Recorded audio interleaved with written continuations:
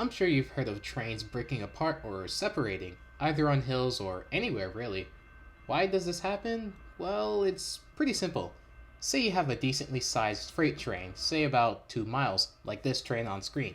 There's two general forces acting on it: the forward direction of the train, which is typically where the locomotives are, which I will call the positive force, and the drag force, which exists due to the weight of the cars, along with the gravity trying to pull the train back, which I will call the negative force.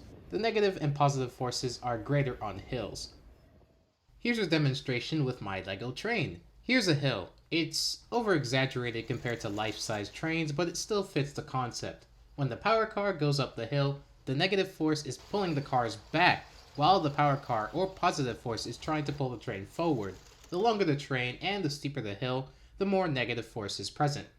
Eventually, when the power car reaches the top of the hill and begins the descent, both forces are at the greatest as the back of the train is still going up and experiencing the negative force, and the front of the train is experiencing a lot of the positive force as it's now going down.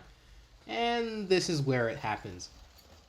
The power car exceeded the strength of the coupler and the train separated. And then it runs around and then it hits the rear.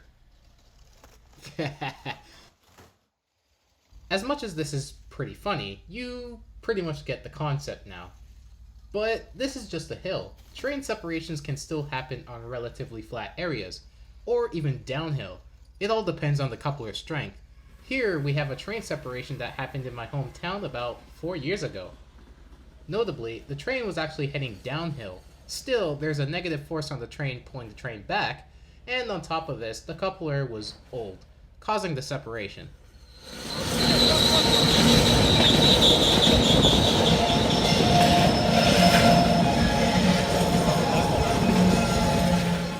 And this is where DPUs come in. DPUs reduce the negative force experienced on trains since they're placed in either the middle or rear of the train.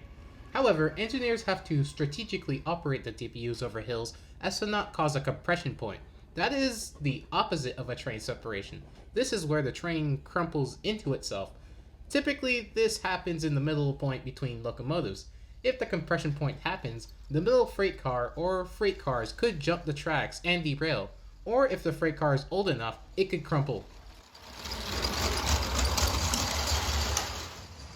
Anyways, that's pretty much just another short video that I thought of off the top of my head. Amazing. Yeah, I hope you enjoyed, and yeah, see ya.